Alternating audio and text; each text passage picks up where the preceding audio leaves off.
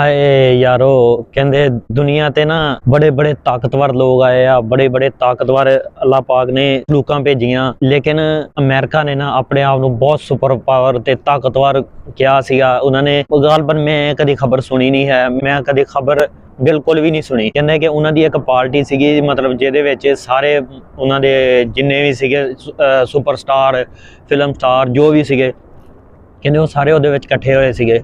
News ਬਿल्ला अल्लाह माफ़ करे, मेरे अल्लाह पाक ਦੀ ਪਕੜ ਦੇ ਵਿੱਚ ਕਿਤੇ ਮੈਂ ਨਾ ਆ ਜਾਵਾਂ। ਮੈਂ ਸਿਰਫ ਉਹਨਾਂ ਦੀ ਗੱਲ ਕਰ ਰਿਹਾ। ਕਹਿੰਦੇ ਕਿ ਉਹਨਾਂ ਨੇ ਇਸ ਤਰ੍ਹਾਂ ਦੇ ਅਲਫਾਜ਼ ਇਸਤੇਮਾਲ ਕੀਤੇ ਸੀਗੇ ਕਿ ਸਾਡੀ ਇਸ ਪਾਰਟੀ ਦੇ ਵਿੱਚ ਮਤਲਬ ਨਊਜ਼ ਬਿल्ला ਮੈਨੂੰ ਕਹਿਣ ਲੱਗੇ ਵੀ ਬੜਾ ਡਰ ਲੱਗ ਰਿਹਾ ਕਿ ਉਹਨਾਂ ਨੇ ਐਸੇ ਅਲਫਾਜ਼ ਨਾਜ਼ੇਬਾ ਅਲਫਾਜ਼ ਬੋਲੇ ਸੀਗੇ ਕਿ ਸਾਡੀ ਇਸ ਪਾਰਟੀ ਦੇ ਵਿੱਚ ਅੱਲਾ ਦਾ ਕੋਈ ਵਜੂਦ ਹੀ ਨਹੀਂ ਹੈਗਾ, ਮਤਲਬ ਕਿ ਉਹ ਆ ਹੀ ਨਹੀਂ ਸਕਦਾ ਇੱਥੇ, ਕੁਛ ਵੀ ਮਤਲਬ ਉਹਦਾ ਜਗ੍ਹਾ ਹੀ ਨਹੀਂ ਹੈਗੀ। अल्लाह माफ़ करे, अल्लाह पाक सानू महफूज रखे। ऐसे इस तरह के अल्फाज बोलने दे भी सानू डर लगता। ये अलहमदुलिल्लाह मुसलमान आ और सानू इस चीज़ तो असी अल्लाह दे ज़ात तो कभी भी नहीं भज सकते। जेड़ा यार गंदे मतलब कतरे तो इंसान बना सकती है ना जेड़ी ज़ात, वो दुनिया ते सब कुछ कर सकती है। देखो इंसान दा वजूद कुछ भी नहीं है अगर अल्लाह पाक दी ज़ात इंसान दे वजूद ना बनाना चाहती। देखो हुण शादी हुंदी आ, शादी तो बाद मियाँ बीवी मिलते आ और उन्होंने मतलब कि अल्लाह पाक ने एक निज़ाम रखा, गंदे पानी तो खूबसूरत इंसान बना के सामने खड़ा कर दिंदा। देख लो हुण पानी है ना, पानी सिर्फ और सिर्फ इको पानी लगता दुनिया का, जिस तरह का मर्जी फ्रूट आ, जिस तरह का मर्जी दरखत आ। नारियल का दरखत देख लो 60 फुट 70 फुट उपर जाके, गालबन मैं मतलब अपनी जिंदगी दे विच नहीं देखा। एक मैं गल कर रहा वैसे 30 फुट 40 फुट उपर जाके नारियल लग रहा, उही पानी नींबू नूं लग रहा तो वो खट्टा हो रहा, तो उही अंगूर नूं लग रहा, उही अनार नूं लग रहा, मतलब कि जैके अलग अलग आ। जे अगर अल्लाह पाक दी ज़ात हैगी आ तो उन्हें ये सब कुछ रखा और सब कुछ उहदी कुदरत दे विच आ, वो जो चाहे वो कर सकदा। ते उन्हें बयान दिता सीगा। मैं पहले भी ये चीज़ गल कीती आ कि मैं कभी खबर सुनी नहीं है, मैं सिर्फ सुनी सुनाई गल कर रहा कि उन्होंने कहा सीगे असी फलस्तीन नूं जहन्नम बना देना। नऊज़ बिल्ला अल्लाह माफ़ करे। मुसलमानों के नाल हमेशा अल्लाह पाक की मदद रही आ और हमेशा रहेगी इंशाअल्लाह इंशाअल्लाह।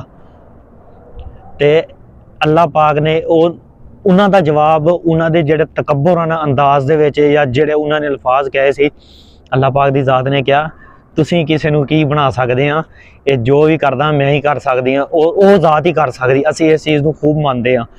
रात का तकरीबन 11:30 का टाइम हो रहा, मैं इस टाइम मैनू ना ये चीज़ ना मतलब कि कह लो कि चैन नहीं सी आ रहा मैनू। मैं मेरे अंदर ना ये चीज़ बार बार घूम रही, जदों मैं गल सुनी सी ना मेरे अंदर ये गल ना बार बार घूमन दई सी कि यार देख लो मतलब कि उन्होंने कैसे तकब्बुराना अंदाज किस तरह वो मतलब कि अल्फाज बोले तो अल्लाह पाक की ज़ात की पकड़ दे विच उस टाइम आ गए। तो अल्लाह पाक मेरी दुआ है कि अल्लाह पाक की ज़ात सानू इन्हां चीज़ों तो महफूज रखे और इन्हां चीज़ों तो सानू हमेशा दूर रखे और अपने रस्ते ते चलण की तौफीक देवे ते अपने नेक बंदियां दे विच बनावे और जिहड़ा सानू मतलब रिज़्क़ हलाल दिता ना और हमेशा नेक राह ते लाउण दी सानू तौफीक देवे। और जेडे मतलब कि जेडे गरीब लोग है ना अल्लाह पाक सानू उन्हां दी मतलब कि हैल्प करन दी तौफीक देवे। अल्लाह पाक मेरी हमेशा ये दुआ हुंदी है कि बल्कि मैं उन्हां अल्लाह पाक दी ज़ात दा जिन्ना जिन्ना शुक्र अदा करा ना मैं नहीं कर सकदा। मैं एक मतलब गुनाहगार जिहा इंसान हाँ। देखो अल्लाह पाक दी ज़ात ने इन्नियां सानू नेमतां दित्तियां, असीं सब कुछ खांदियां होया सब कुछ करदियां होया फिर भी उहदे ना शुक्रे हाँ, लेकिन वो ज़ात फिर भी सानू ढिल दई जाती है, सानू ढिल दई जाती है कि तुसी मतलब हुण भी तौबा कर लो, हुण भी तौबा कर लो।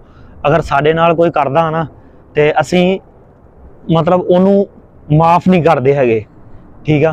तो अल्लाह पाक की ज़ात फिर भी ढिल दिंदी आ कि चलो हुण ही वापस आ जा, हुण ही वापस आ जा। कहना कि अल्लाह पाक की ज़ात जिहड़ी है ना 70 मावां नालों ज़्यादा प्यार जिहड़ी है ना अपने बंदियां नाल करदी आ। ते यार ਜਿਹੜੀ ज़ात 70 मावां नालों असीं तां सिर्फ एक माँ का प्यार देखिया ना ਜਿਹੜੀ ਸਾਡੇ ਨਾਲ ਕਰਦੀ ਆ, ਜਿਹੜੀ ਸਾਡੀ माँ वा, ਤੇ ਜਿਹੜਾ 70 मावां नालों ज़्यादा प्यार करदा ਉਹ यार अपने बंदे नूं कदी तकलीफ दे सकदा नहीं, बिल्कुल भी नहीं दे सकदा। वो ज़ात बिल्कुल भी नहीं दे सकती अपने बंदे नूं तकलीफ। ਤੇ ਲੇਕਿਨ ਜਦੋਂ ਕੌਮੇ ਲੂਤ ਕੇ ਗਾਲਬਨ ਕਿਹੜੀ ਕੌਮ ਸੀਗੀ ਜਿਹੜੀ ਸਭ ਤੋਂ ਤਾਕਤਵਰ ਸੀਗੀ ਤੇ ਜਿਹਦੇ ਵਿੱਚ ਸਭ ਬੁਰਾਈਆਂ ਪਾਈਆਂ ਜਾਂਦੀਆਂ ਸੀ, ਤੇ ਅੱਲਾਹ ਪਾਕ ਦੀ ਜ਼ਾਤ ਨੇ ਉਹਨਾਂ ਨੂੰ ਵੀ ਮਤਲਬ ਉਲਟਾ ਕੇ ਰੱਖ ਦਿੱਤਾ। ਤੇ ਯਾਰ ਅਸੀਂ ਤੁਸੀਂ ਕਿਸ ਬਾਗ ਦੀਆਂ ਮੂਲੀਆਂ, ਤੇ ਅੱਲਾਹ ਪਾਕ ਦੀ ਜ਼ਾਤ ਸਾਨੂੰ ਆਪਣੀ ਹਿਫਜ਼ੋ-ਮਾਨ 'ਚ ਰੱਖੇ। ਤੇ ਅਸੀਂ ਕੋਈ ਐਡੇ ਤਾਕਤਵਰ ਨਹੀਂ ਹੈਗੇ ਕਿ ਅਸੀਂ ਉਹਦਾ ਮੁਕਾਬਲਾ ਕਰ ਸਕੀਏ, ਕਿਉਂਕਿ ਸਾਨੂੰ ਉਹਨੇ ਹੀ ਬਣਾਇਆ ਤੇ ਅਸੀਂ ਵਾਪਸ ਉਹਦੇ ਕੋਲ ਹੀ ਜਾਣਾ। ਤੇ ਬਾਕੀ ਅੱਜ ਦੀ ਮੇਰੀ ਵੀਡੀਓ ਇੱਥੇ ਤੱਕ। ਮੈਨੂੰ ਨਾ ਚੈਨ ਨਹੀਂ ਸੀ ਆ ਰਿਹਾ ਕਿ ਮੈਂ ਕਿਸ ਤਰ੍ਹਾਂ ਸ਼ੇਅਰ ਕਰਾਂ, ਤੇ ਮੈਂ ਬਸ ਉੱਠ ਕੇ ਫਿਰ ਆਪਣੇ ਕੀ ਕਹਿੰਦੇ ਆ ਕੈਂਪ ਦੀ ਜਿਹੜੀ ਛੱਤ ਆ ਉਹਦੇ ਉੱਤੇ ਆ ਗਿਆ। ਉਹਦੇ ਉੱਪਰ ਆ ਕੇ ਫਿਰ ਵੀਡੀਓ ਬਣਾਉਣੀ ਸ਼ੁਰੂ ਕਰ ਦਿੱਤੀ। ਮੈਂ ਕਿਹਾ ਚਲੋ ਨਾਲੇ ਤੁਹਾਡੇ ਨਾਲ ਗੱਲ ਕਰਦਾ। ਆ ਦੇਖ ਲਓ ਰਾਤ ਦਾ ਐਸਪਾਇਰ ਆ, ਇਸ ਟਾਈਮ ਦੇਖ ਲਓ ਹਰ ਪਾਸੇ ਅੰਧੇਰਾ ਹੀ ਅੰਧੇਰਾ, ਮਤਲਬ ਸन्नाटा ਛਾਇਆ ਹੋਇਆ। ਤੇ 11:30 ਵਜੇ ਆ ਕੇ ਮੈਂ ਛੱਤ ਦੇ ਉੱਤੇ ਖੜਾ ਹੋ ਕੇ ਮੈਂ ਵੀਡੀਓ ਬਣਾ ਰਿਹਾ, ਔਰ ਇਸ ਟਾਈਮ ਛੱਤ ਦੇ ਉੱਪਰ ਵੀ ਕੋਈ ਨਹੀਂ ਹੈਗਾ, ਸਿਰਫ ਮੈਂ ਹੀ ਆ। ਦੇਖ ਲਓ ਕੋਈ ਸ਼ੈ ਨਹੀਂ ਹੈਗੀ, ਇਹ ਸਿਰਫ ਲਾਈਟਿੰਗ ਤੁਹਾਨੂੰ ਨਜ਼ਰ ਆਏਗੀ, ਜਾਂ ਸਾਹਮਣੇ ਸਮੁੰਦਰ ਨਜ਼ਰ ਆਏਗਾ, ਜਾਂ ਮੈਂ ਇੱਥੇ ਛੱਤ ਤੇ ਖੜਾ ਤੇ ਮੇਰੇ ਅੱਲਾ ਦੀ ਜ਼ਾਤ ਆ, ਹੋਰ ਇਸ ਤੋਂ ਇਲਾਵਾ ਕੋਈ ਨਹੀਂ ਹੈਗਾ। ਬਾਕੀ ਮੇਰੀ ਵੀਡੀਓ ਅੱਜ ਦੀ ਇੱਥੋਂ ਤੱਕ। ਅਗਰ ਵੀਡੀਓ ਪਸੰਦ ਆਵੇ ਤੇ ਲਾਈਕ ਸ਼ੇਅਰ ਜ਼ਰੂਰ ਕਰ ਦੇਣਾ, ਤੇ ਕਮੈਂਟਸ ਦੇ ਵਿੱਚ ਆਪਣੀ ਰਾਏ ਦਾ ਇਜ਼ਹਾਰ ਜ਼ਰੂਰ ਦੇਣਾ। ਮਿਲਦੇ ਹਾਂ ਅੱਗੇ ਕਿਸੇ ਨਵੀਂ ਵੀਡੀਓ ਦੇ ਨਾਲ। ਅੱਲਾ ਹਾਫਿਜ਼। ਪਾਕਿਸਤਾਨ ਜ਼ਿੰਦਾਬਾਦ।